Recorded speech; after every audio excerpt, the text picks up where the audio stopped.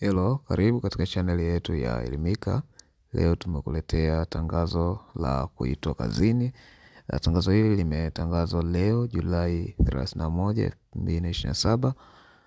Kama ambavyo tunaona hapa, katibu wa Secretariat ya Ajira katika Utumishi wa Umma anapenda kwa taarifa waombaji wote wa kazi za nafasi mbalimbali waliofanya usaili kati ya tarehe 28 mwezi wa 7 2025 na tarehe 25 mwezi wa 7 2026 kwa matokeo ya waombaji kazi waliofaulu usaili huo basi yameorodheshwa, na baada ya kuorodheshwa maana yake ni kwamba hawa tayari wamepangiwa vituo vya kazi.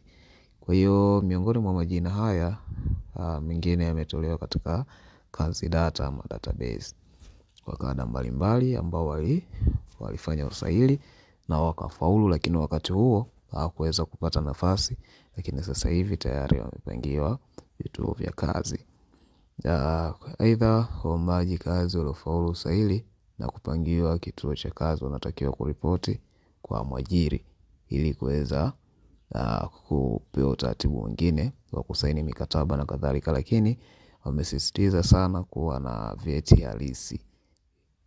Hii itategemeana na kada yako. Kama ni mwalimu basi uwe na vyeti halisi kulingana na masomo yako ama kozi kwa kifupi. Kwa hiyo baada ya hapo tutaona kuna orodha ya majina ambayo inaonyesha mamlaka ya ajira, kada, kituo pamoja na majina ya walioitwa kazini. Kwa hiyo kwa muda wako utadownload PDF na kisha utakuwa unaangalia majina yako. Lakini njia rahisi ya kutafuta jina lako, mfano naitwa Masai, utabonyeza hivi vidoti vitatu, utakuja hapa find any page, utaandika jina lako, utasearch, utaliona kabisa limekuja kama hivi hapo, imekuwa highlighted.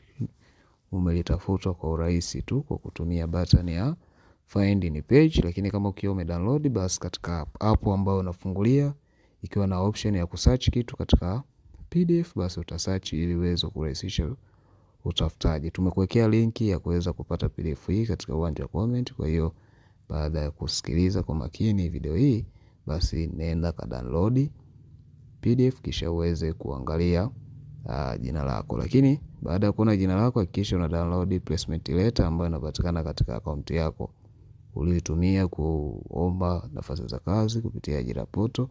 Lakini pia ulitumia hiyo hiyo katika process zote za usaili wa mchujo mpaka wa mazungumzo.